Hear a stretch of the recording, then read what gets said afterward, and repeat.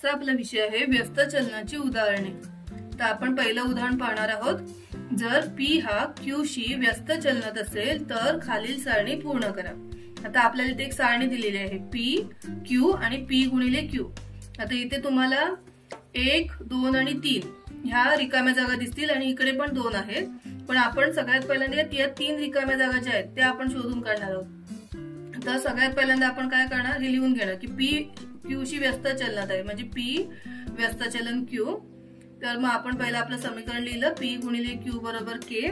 आता आपल्या ज्या दिलेल्या किमती आहेत म्हणजे P 6 आणि Q 20 त्या घेणार आपण आणि काय करणार आपण आपला K।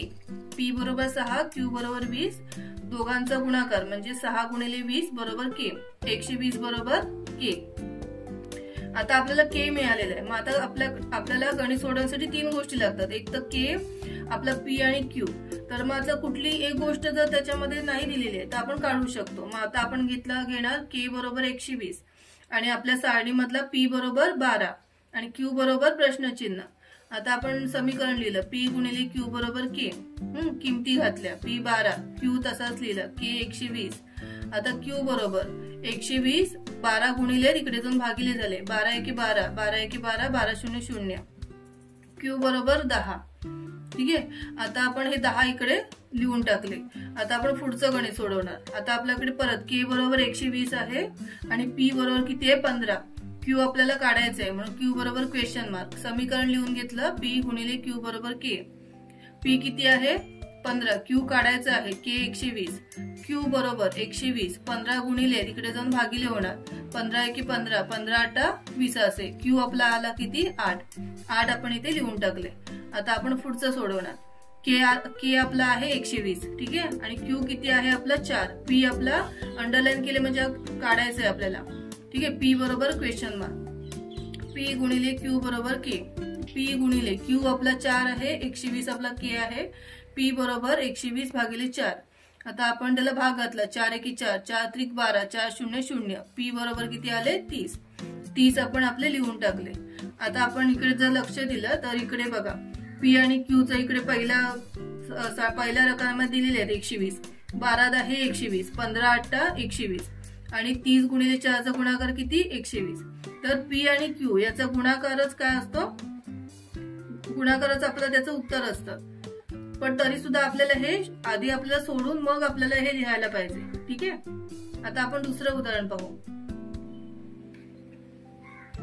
आता उदाहरण 2 आहे F व्यस्त चलन D वर्ग, D बरोबर 5 तेव्हा F बरोबर 18।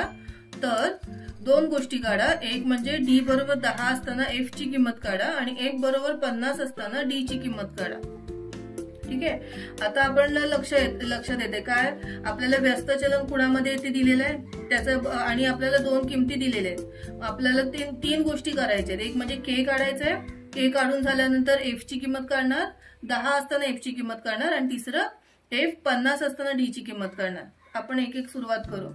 व्यस्त चलनाचं लिहून घेतलं जे दिलंय त्यांनी, त्याच्यानंतर आपण काय लिहिलं F गुणिले D वर्ग बरोबर K। आता आपण ज्या दिलेल्या किमती त्या घालूया। D बरोबर 5 तेव्हा F बरोबर 18, K बरोबर प्रश्नचिन्ह। आता किमती घातल्या F 18 D वर्ग 5 चा वर्ग बरोबर K 18 5 चा वर्ग 25 K। दोघांचा गुणाकार करायचा 450 आला आपला K आला। आता आपण हा आपला K घेणार, हा पहिल्या प्रश्नामधला हा D 10 घेणार।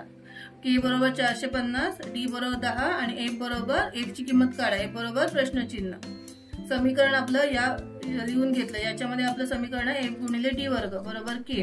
किमती घातल्या F तसाच ठेवलं, D झाला 10 चा वर्ग बरोबर 450, F गुणिले 10 चा वर्ग 100 बरोबर 450, F बरोबर 450 भागिले 100, ठीक आहे। वरचा बघा अंशामधला आणि छेदामधला एक एक शून्य गेला आणि आता भाग घालणार पण 10 एके 10 10 चौक 40 किती उरले 5, 5वर घेतला 0 10 5 50 आणि मध्ये दशांश चिन्ह लिहिलं। F बरोबर 4.5 हे आपलं उत्तर आलेलं आहे, ठीक आहे। आता पुढचं गणित सोडवूया। आपल्याकडे K आहे आणि आपल्याकडे F आहे प्रश्नामधला, आपल्याला D ची किंमत काढायची, D बरोबर प्रश्नचिन्ह। समीकरण लिहिलं F गुणिले D वर्ग बरोबर K, F 50 D काढायचंय म्हणून डी वर्ग तसाच ठेवला. के 450 आपण आधीच काढून ठेवला होता. डी वर्ग बरोबर 450 छेद 50. 50 इकडे गुणिले, इकडे जाऊन भागिले झाले. ठीक आहे, वरचा शून्य खालचा शून्य गेला. 5 एके 5, 5 9 45. डी वर्ग बरोबर 9. आता 9 कुणाचा वर्ग आहे, तर 3चा पण वर्ग असू शकतो किंवा तो वजा 3चा पण वर्ग असू शकतो, कारण वजा वजा अधिक. म्हणून मग आपण दोन्ही लिहून घेतले, डी बरोबर 3 किंवा डी बरोबर वजा 3. ठीक आहे, समजलं? ठीक आहे.